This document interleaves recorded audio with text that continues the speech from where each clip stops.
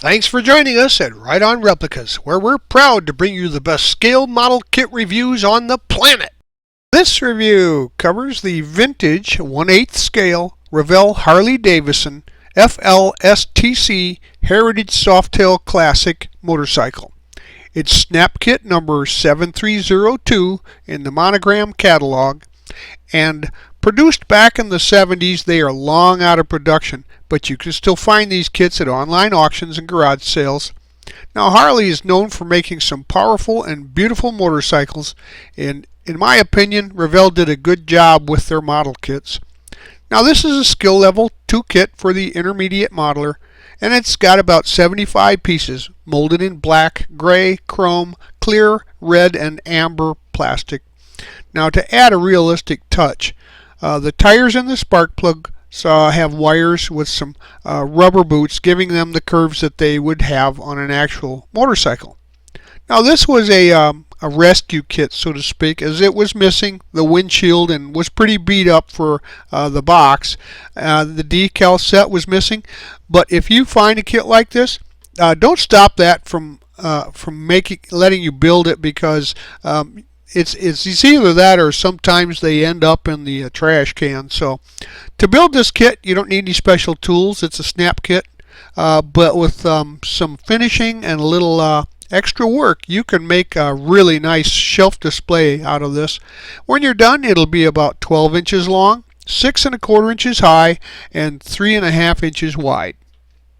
Here are the contents of this kit.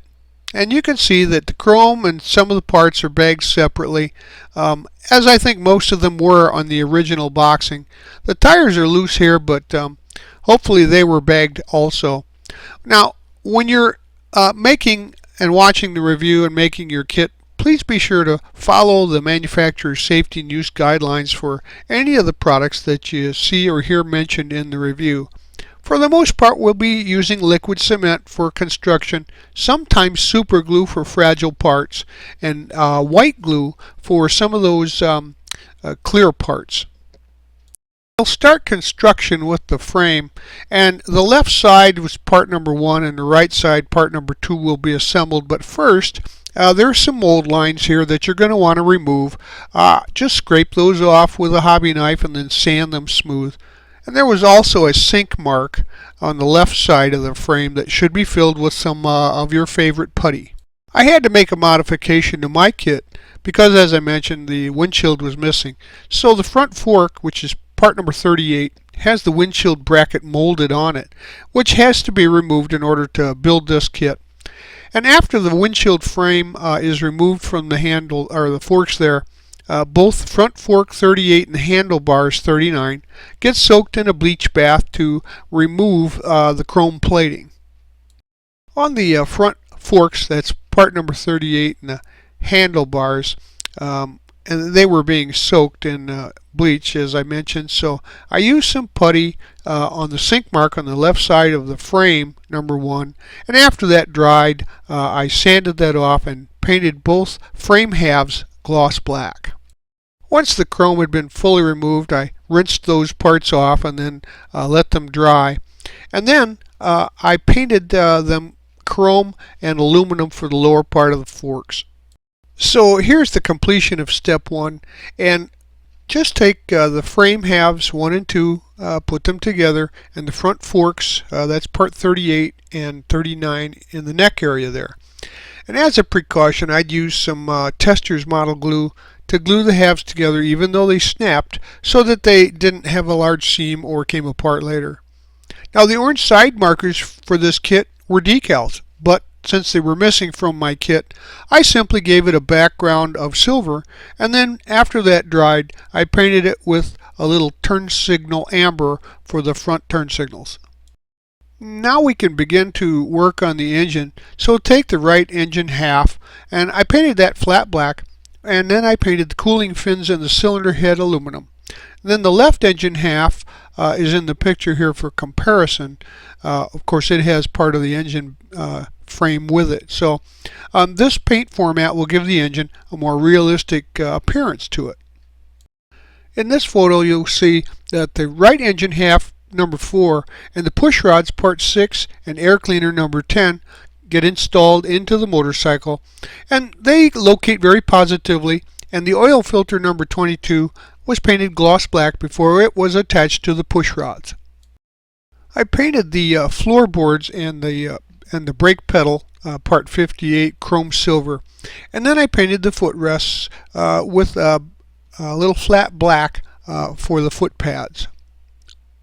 So here is your sub-assembly after the floorboards have been installed along with the foot pedal, and notice that I noticed that the parts fit together very well as a snap-tight kit. Really no adhesives were needed there, but use your discretion. If you see something that form a gap, go ahead and put a little drop of glue on that.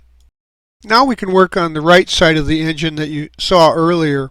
And one of the pins on the left engine half, number 3, has a sink, which is going to make assembling step 3 a little tricky. So the missing pin is circled here in black, and yours might be there, but I put a green arrow there so you can see exactly where that's located. So now you can install the left engine half, that's part number 3, into place. And I used a small C-clamp, as you can see here, to give that a good bond and make sure that it stayed together while it dried. I painted the ignition box steel color, and you notice it's still on the sprue tree, and quite frankly, that's sometimes an easy way to paint parts, and then just hold the rest of the sprue with a clothespin or something to keep it up in the air while it dries. So now we'll add some of the chrome parts, and the transmission cover number 5, that's the oil tank. I had painted that aluminum before attaching it to the left engine half, and then the horn cover was added after that to the left engine half as well, and this will complete step 3 in the instructions. In step 4, there's not many parts that go into place, but I found some issues here. So like the spark plugs, part numbers 19, the long wire that goes to the front of the cylinders didn't seem to be long enough, and the spark plug holes were a little too large, so then the spark plugs needed to be, and wires need to be glued in there. So I used some hot water to stretch the spark plug wire, and they may have shrunk over the course of 30 years. So they were stretched, and then they were secured to the plugs and the heads. And then I painted shifter part number 60 aluminum, with the the foot pegs there being painted flat black. And then shifter 60 part is attached to the bracket number 59, and that was painted gloss black. And then installed the whole assembly to the floorboard, parts number 57. So in step 5 here, you can see in the red circle that the little hook there on the right does not go over the frame rail. And so this is one place where I think you're going to need a little drop of glue. So when you install the shocks, part 15 there, just put a little, scratch off a little bit and put some glue on those two surfaces to make sure that they bond well. And then I just painted the frame rails gloss black to match the rest of the bike frame, to just give it a consistency. So while the glue was drying on the shocks, I started to look at the tires for step 6 and 13, and there's some material that has to be removed from the tire. In this picture you can see the area there marked with a white paint marker. So I used my large hobby knife and just trimmed that out so that I would get a nice fit with the inserted wheels. So after I had cleaned out that material from the tire, the left wire wheel, which is part 17, and the right wired wheel, which is 29, are installed on the rear tire. And to get an idea of how it'll look when it's done, I kind of dry fitted those together, and you can see them here in figure in this shot, which is a nice start for steps 6 and 13. At step 6, the rear tire assembly gets put together, and that consists of the drive belt number 19 part and the rear disc brake number 16, the left wire wheel and the right wire wheel that we assembled earlier, and the rear tire.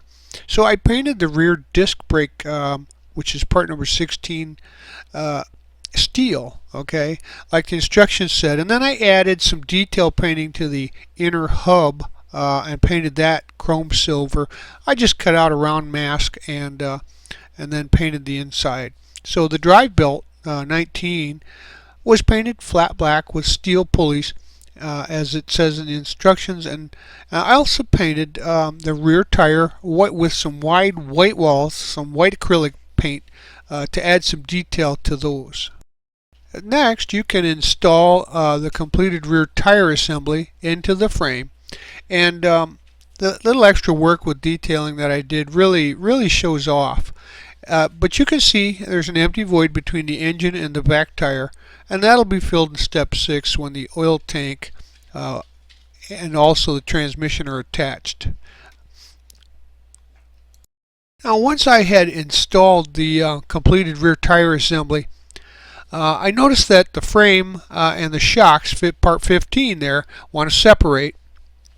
So I placed a piece of paper under the separating parts to help clarify what I'm talking about, so you can see it there in the red circle. And then I used some auto glue and a rubber band to hold the frame and the shocks together until the glue were dried. Now the oil tank, which is part number 8, it has the transmission molded onto it as one piece. And so to detail them, I painted the oil tank aluminum, like the instructions say to do, and then I added some detail and painted the oil cap and the side cover chrome silver. And after that's finished and dried, you can install that into the motorcycle under the frame. To give the motorcycle a little pizzazz, I decided to give it a two-tone paint scheme. And the fenders are first painted with a primer gray, and then that's followed up by painting those a gloss white, both using some Model Master paint here, and you can use whatever you like as long as your paints are compatible. And it's a good idea to make sure that the item being painted is supported so that it doesn't touch on any inappropriate areas. So with the fenders drying, the white paint there, waiting for that to cure, I started working on the taillights, and I painted the frame chrome silver, and then the turn signals and the taillights are installed with some Testors window cement, the clear glue, or you can use white glue, an Elmer's type glue, to secure those in place. And I found a license plate that I scrounged from another kit, and I pasted that to the license plate bracket. I cut some masking tape, some of the painter's type tape there, and applied it to rear fender that had been painted white and was fully dried. And I covered up what I wanted to retain white, and then I used some blue to fix the rest of the color. And then that's putting in the first color and then taping it down with some tape will help keep it from bleeding through, because gloss paint is very shiny, and the tape sticks to it very well, keeping paint from encroaching under the edges. So now we're going to get the two-tone paint effect, and then once that was done, I used a clear coat to gloss to finish it off. And now you can see that it's painted with Deja Blue, and after the paint's dried, the tape will be removed, exposing the white paint underneath that. With the paint fully cured now, I added the taillight assembly to the rear fender, and the washers, part numbers 150, there for both taillights, and the rear lens trim piece 21. They seem to be loose. However, a little bit of glue helps keep them in place and stable. With the rear fender painted and assembled, we can add that assembly and the exhaust, which is part number 50. And both exhaust tips, part numbers 60, are then added to the frame as well, and the engine assembly. So now we can work on the backrest, and I painted the left and right backrest supports, that's 52 and 51, a gloss black with some aluminum highlights there. And you'll see here there's an area where the red reflector is supposed to go, and that's painted a silver color. And after the silver was dried, I used a light coat of stoplight red and paint over it to give it a realistic look. In this overhead shot, you'll see that the supports 51 and 2 are dried. So I painted the front and the rear backrest, that's 53 and 4, flat black. And once dry, I assembled all 4 of these parts together and installed them to the motorcycle's frame.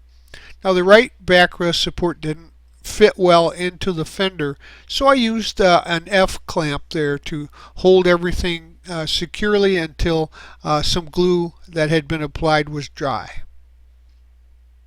The saddlebag brackets, parts 40 and 41, get assembled with the saddlebags, those are 42 and 3, to make it easier to assemble them down the roads.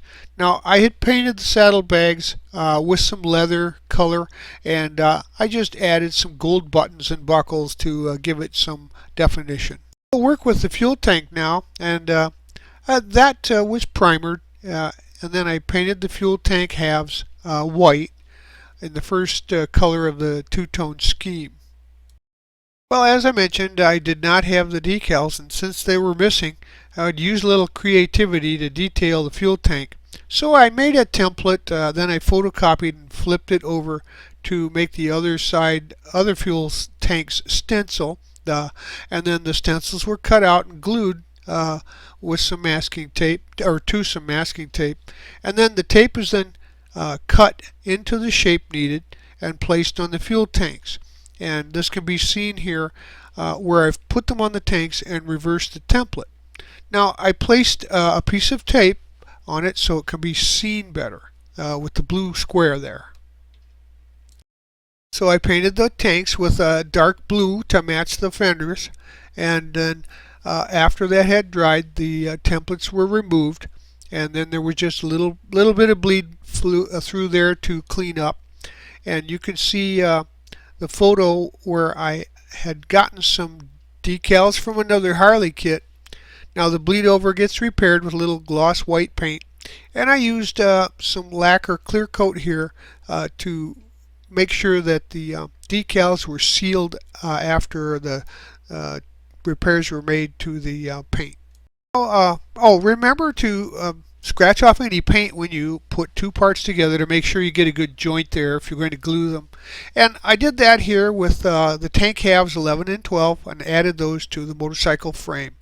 And I used a little gloss white and a fine paintbrush to fix the edges caused by the tape during the two-tone process painting. And the tanks went on without any problems. They fit well. So there's no need for glue at this step. To replicate the speedometer, I had, of course, the decals from another kit, so I just photocopied it and then I covered it up with some cellophane tape to give it a gloss finish and to protect the paper. And then I cut out the speedometer carefully and placed it on the instrument panel in the nacelle where it goes, and then I used some clear part cement to seal it into place and cover it up to make it look like a lens. I like the look of the gold buttons on the saddlebags, so I replicated those on the seat buttons. And in this picture, the speedometer and the seat get added to the motorcycle, and to complete the model up through step 10. Now we can work on the front fender, which gets painted in the same manner that we used previously. With the gloss white paint dried, we're going to add the mask to the sidewall just like we did on the rear fender. Now we'll put together the headlight unit, and you can see here that 45, 103, and 102 are clear, and 100 and 101, the lower lamps, are amber. And I had no trouble putting any of those together, although to make sure that they didn't fall out, I used a little clear part cement behind them to fix them into place. I was pleasantly surprised by the lack of flash on this entire kit. The only place I found a little bit was on the front lens, part 106, that just needs to have it carefully removed with a hobby knife, and then assemble that to the front bezel, part number 37. So now we're all the way through step 12, and the front fender, part number 30, has the fender trims, parts 32 and 3, snapped into place, and then the front bezel 37 and amber lens can be added. Now the washer, part number 150, did not work on the front bezel like the rear fender's bezel and washer, so I glued those together with some model glue. Now the silver decals were missing, of course, so I used a dry brush and painted the lower fender script silver there to add the detail. And after that dried, I painted the silver writing script to make some more detail.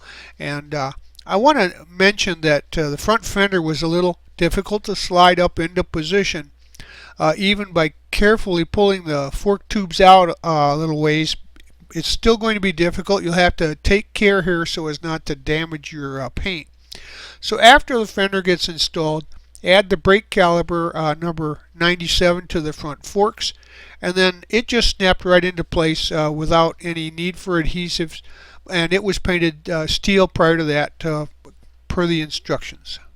So we'll be finishing up step 13 by adding the front tire, and of course you have to spread the forks a little bit, but it was still a little difficult to get into position, but with patience and care it'll go right in, and the bike looks great. Now the last thing to do is install the bike onto the stand, and that finishes up your model construction. Well, there you have it. Now I was at first a little dismayed when I found there was no windshield, but you know what? In a lot of states and a lot of riders, they take the windshields off anyway. So I wasn't too upset when this great looking kit went together, and I could really see that as having been a one-to-one type of replica. It actually builds pretty easily. There's no real issues, but there are some tricks that you'll need to follow, like the ones we've demonstrated here, to get a good display model. We hope you liked this premium scale model kit review, and so that you don't miss any more, please subscribe to our YouTube channel. But you can find us on Facebook and our website, rideonreplicas.com. Thanks!